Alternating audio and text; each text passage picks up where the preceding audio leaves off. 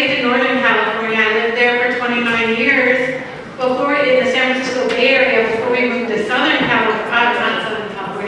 California, where I was for another 10 years, and then we moved around a lot, and then I came back and lived in Pasadena for a year.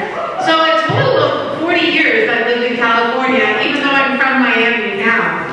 But I just love being back here, and I love Women's Days. I hope you have all enjoyed the Women's Days. It's the Women's Day so far. It's so incredible to be impacted by the sisters who are up here so vulnerably giving their testimonies and just sharing about their lives and how God had changed their lives. And I think that's the thing that impacted me about this group of women and this church when I first became a part of it, way back before many of you were born, yes. In 1985, I became a Christian. I got baptized over in London. When I was there, I was between my junior and senior year at Stanford doing an internship for an investment banking company. And I think the thing that impacted me the most is people who shared vulnerably about their lives. And you saw that the Bible is the thing that changed their lives. And that the women in the church were the people who helped them understand the Bible to have their lives changed. And I'm so grateful I was able to experience that, and that I've been able to. I haven't always been in the ministry, but the last 15 years of my life I have. And so, welcome again to the Women's Day. I was thinking about Women's Days, and even after the quarantine for 2 years, it's just nice to be around women in person. It's just nice to have each other and be able to work friendship. And so, today the theme is precious love. And I looked it up in the dictionary. I thought, okay, what am I going to talk about precious love? And I love the definition. Precious means esteemed, cherished, or of great value. So I just want you to think, do not participate in this question, but just think if today you feel esteemed, cherished, and of great value to someone.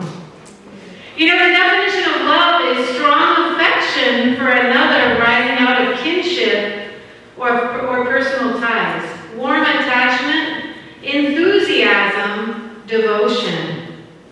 So I love that definition, and when I thought on a personal note, what do I think of when I think of precious love? And this is where you have to wait for my prop. The very first thing I thought of was me and my grandkids. So yes, at 52, I was made a grandmother, which frankly I felt like I was way too young. I'm just telling you. But there is nothing like the love of a grandmother for her grandkids. You notice my face is the really happy one in the picture, right? The second thing I thought of for precious love. Come on. Oh, not that one. Wrong side. Was my marriage. So this is actually our wedding day, and it's our 30th anniversary this year.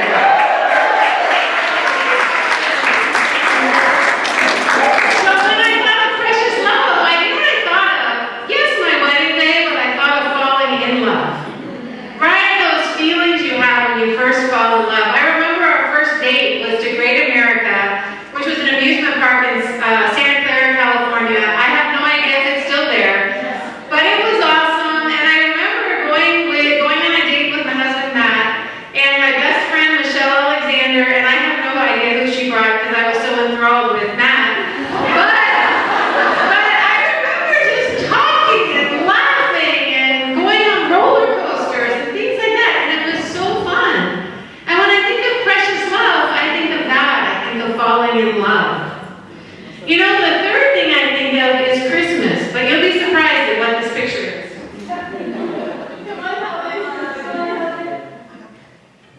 This is Christmas.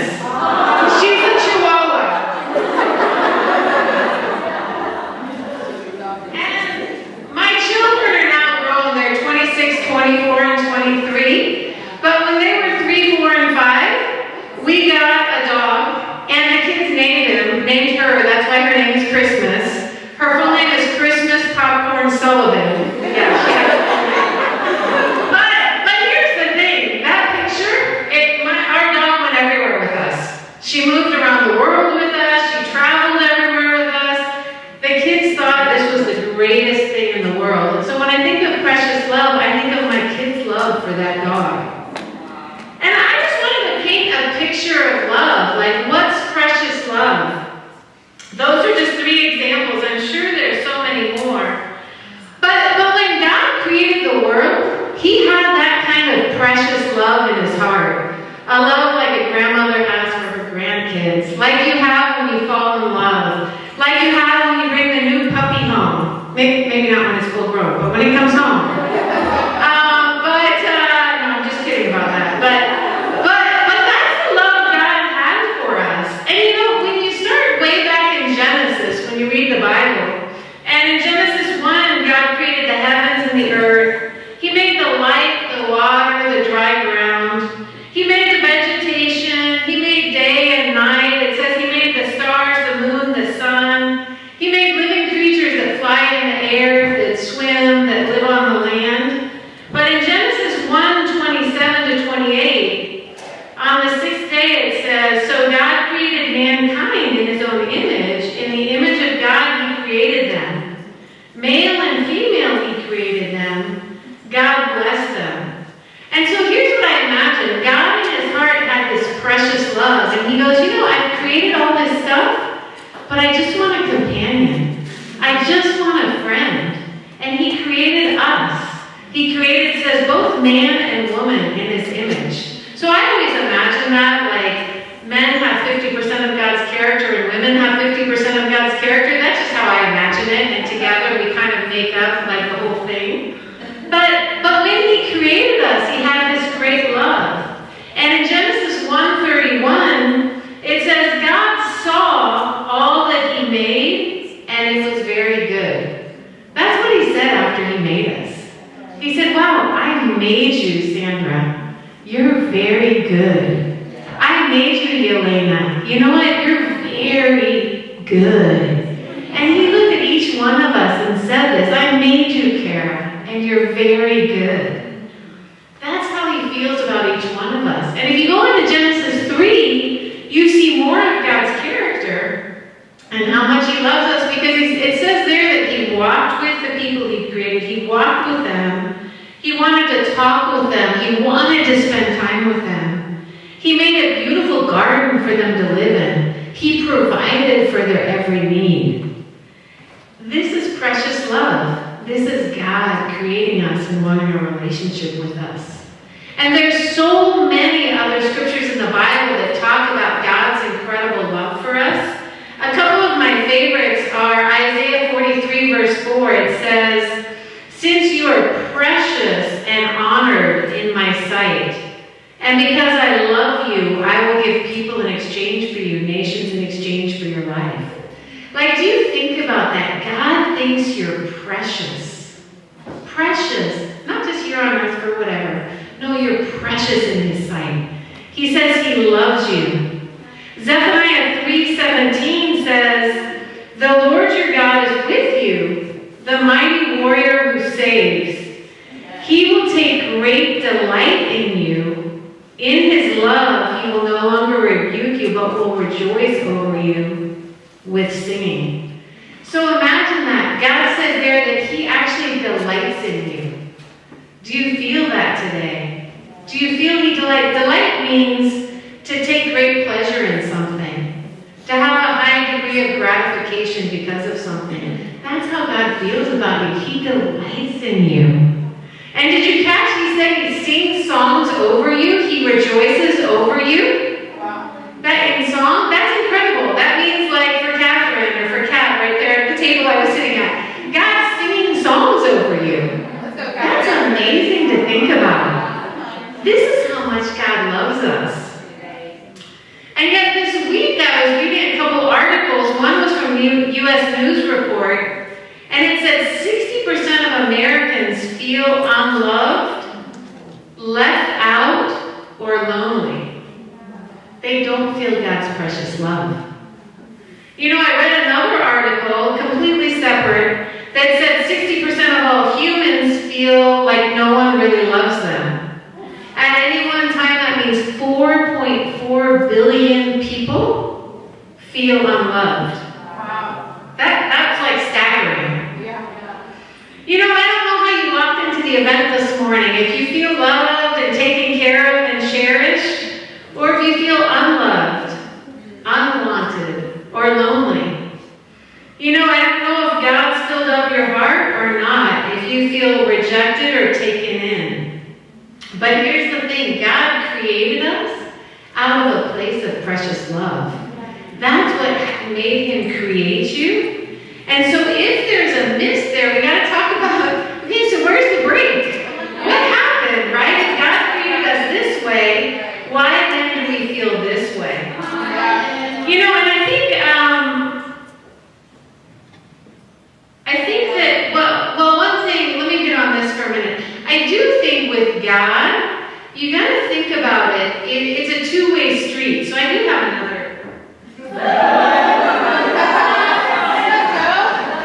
Now, it's another one, but it's our marriage day. And our wedding day, because we're talking about what's the break, right? Yeah. So we know walking into a marriage, right? If I on my wedding day said, I'm going to be 100% faithful to you, and my husband said, y'all be faithful 364 days a year, but that 365th day I'm not, I'd be like, yeah, no, I'm out, right? Before the wedding day. Or if he said, hey, I'll be faithful for you for 10 years, but the 11th year I'm on my own, I'd be like, no, right? So it's a two-way street. Yeah. So it's the same with God. So I just want to plant that in our heads to start with. God created us out of a place of love, precious love, but then it's a two-way street. Are we going to give back and love him? And I think what happens is a lot of times we exchange God's love for other things. Right? God was there, he's in us, and then we go, yeah, but I want this. Or yeah, but I want that. Or maybe, yeah, but I'm hurt, so I'm going over here. Right? And Ecclesiastes 3:11 is one of my favorite verses. It says, God has set eternity in the hearts of men and women. Right? And we have this space in our heart that was only created for God. Like there's a hole in our heart, according to Ecclesiastes 3:11, that only God can fill. And so this is our heart, right? And this is the space that only God can fill. And so that's the thing I want to focus on. Is this heart, we can feel God's precious love when we have God in that hole that's created for him in our heart. But when we put other stuff in there, it doesn't work. And we don't feel fulfilled. We don't feel his precious love. Yeah. And I love the scripture. If you have your Bibles, you can turn there. If you don't, I'll read it. It's Luke 6:24-26. It says, but woe to you who are rich, for you have already received your comfort. Woe to you who are well fed now, for you will go hungry. Woe to you who laugh now, for you will mourn and weep. Woe to you when everyone speaks well of you, for that is how their ancestors treated the false prophets. And I read that one day and was talking to somebody about it, and I just thought, wow, God just took on the whole American dream right there. The whole American culture right there. Right? God says, woe to you. He feels, woe is like distress, grief, regret. He says, wow, I feel grieved for you guys. When you feel like riches and wealth is going to fulfill you. I feel grieved for you when you feel like the freedom to eat whatever you want to eat, to go out whenever you want to go out, when you think that's going to fulfill you. Yeah. I feel grieved for you, sad for you, when you feel like laughing, having fun, pleasure is the thing that's going to fulfill you, that's the thing that's going to make you feel loved. He says, woe to you, I feel grieved for you, I'm sad. When you feel like people speaking well of you is what's going to fulfill your heart. You know, and I know this personally, because this is exactly what I went after in life. Exactly. I went after wanting to be successful.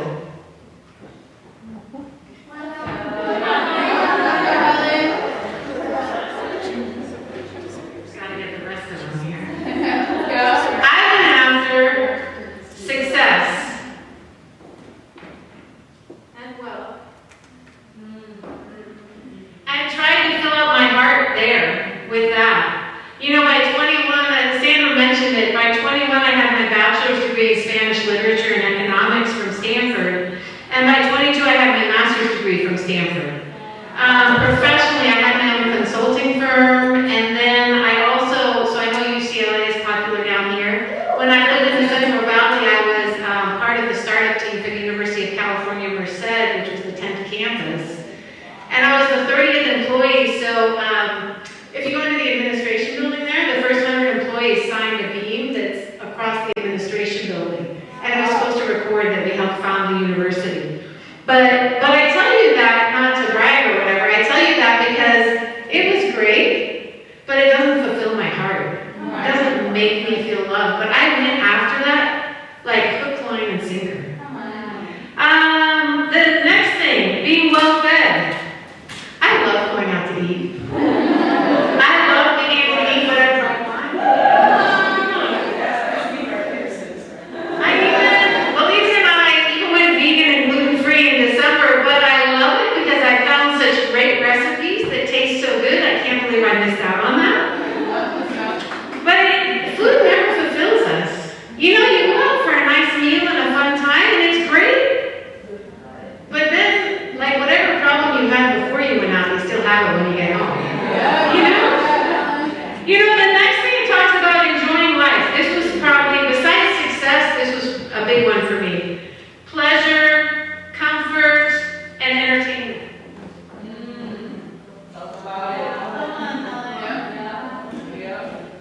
You know, I like having fun. I love traveling. I like working out. I like hiking. There's a lot of things I like. I've probably traveled to maybe over 30 countries and probably half of the United States just on trips or touring or to speak.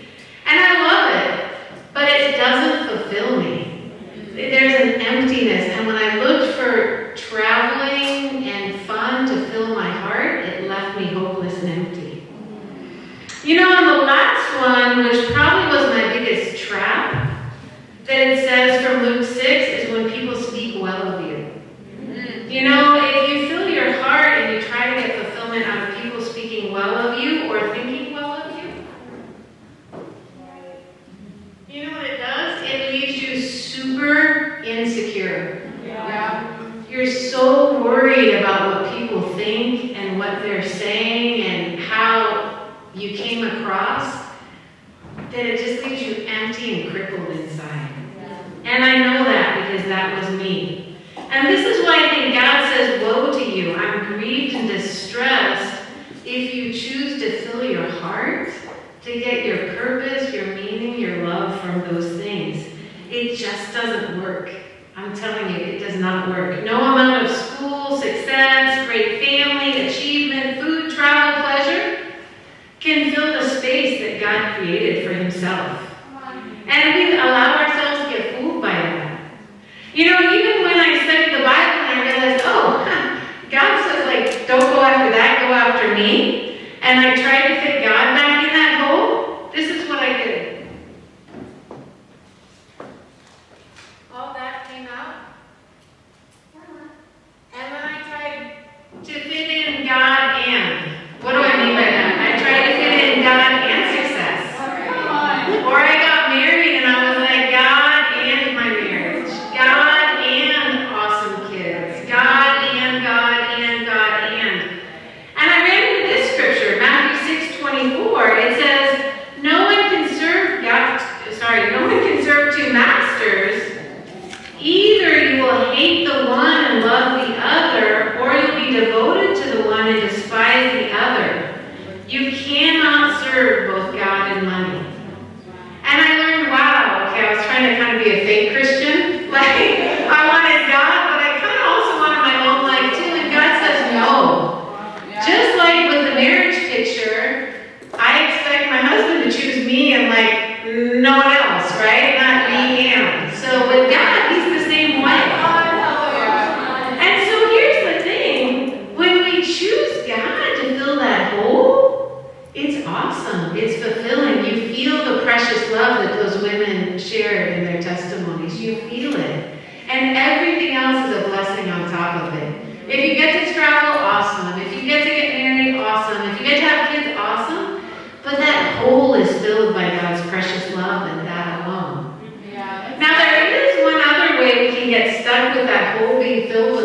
other things.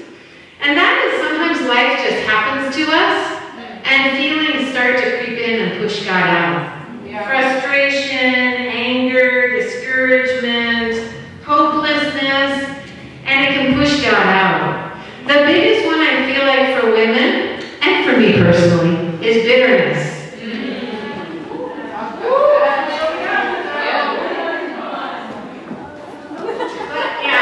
That's not a pleasant one. Have you ever seen the old lady? Okay, now I'm one of the old ladies. But anyway, have you ever seen the old ladies who are like just that mean, bitter face, and they're nasty, and you're like, I don't want to be like that, you know? Yeah. But that's what bitterness does to us. Bitterness is like, this is what it's like. It's like you drink poison, hoping the other person will die. Yeah. Right? So someone gossips about you, you're mad about it, you don't tell them about it, you're burning inside every time they walk by. That's bitterness. It's killing you. It's doing nothing to them. Right? It's doing nothing to them. But bitterness, for me, bitterness filled that hole because I felt like the expectations people had on me, whether my parents or where I worked or whatever, was like, here's the expectation, and I always felt like I was like, here. And over the years, I just got bitter about it. You know, but bitterness can come around for all different reasons. Maybe you're married and your marriage isn't going the way you had hoped. Or your kids, you know, if you've raised kids. Sometimes they choose to do things you're like, really can't believe you just chose to do that. This is not good. And you can get bitter about these things. Maybe you had a spouse die, or a mother or father die when you were young. Maybe your home life wasn't super great growing up and you're bitter about it. But when we let bitterness fill our hearts, or any other feeling like that, it pushes God out. Yeah. You know, Hebrews 12:15 says, see to it that no one falls short of the grace of God, and that no bitter root grows up to cause trouble and defile many. And so this bitterness, it can get in there, and it hurts not only you, but it hurts everyone around you. On a side note, that's the thing that made me really address my bitterness, is I didn't want my own kids growing up saying, oh, you're the bitter old lady. You know? So I was like, I gotta fix this. But I had to deal with these things in my heart, because here's the thing, there's only room for God in that space. Nothing else fits in but God. And so if you want to feel that precious love, you've got to put God back in his rightful space.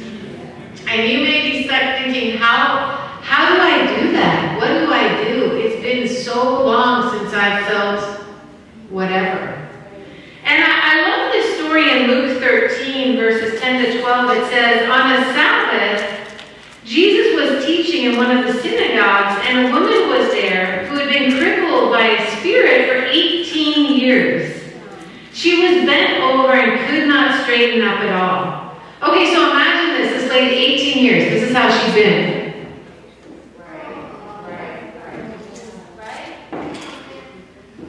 So 18 years, cooking, cleaning, sleeping, buying, not at the supermarket, buying vegetables at a marketplace, bent over. 18 years, imagine that. But then here's what Jesus does. When Jesus saw her, he called her forward and said to her, woman, you are set free from this infirmity. Then he put his hands on her, and immediately she straightened up and praised God. Immediately Jesus healed her. Immediately. This is who Jesus is. Whatever's going on in that hole in your heart, Jesus can heal it immediately. He can fix it if it's been a year, 10 years since you were a 5-year-old. I studied the Bible once with probably a woman who was maybe in her mid-50s. This is a sad story actually, but she'd been raped when she was 18 by her uncle and had never told a soul until we studied the Bible. She was actually probably the most bitter woman I'd ever met until she talked about that. And God healed her heart and she became a Christian. But this is who Jesus is. Mark 5, Jesus healed a woman who bled for 12 years.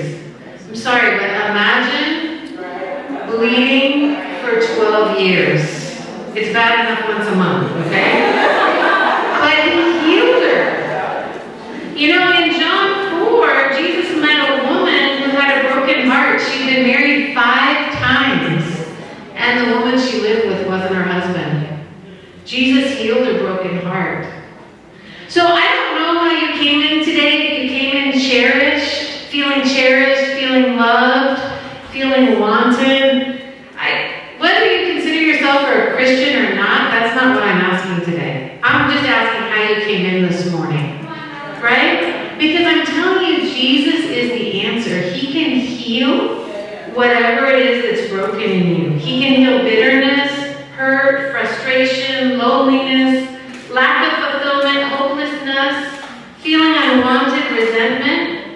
It doesn't matter how long you've been that way. It doesn't matter how long you feel crippled on the inside. Like the one sister said, years and years she'd never told people about her lives because she never thought people talked like that.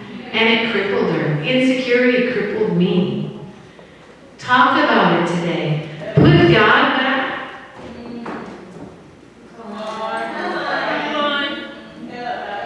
In his rightful place.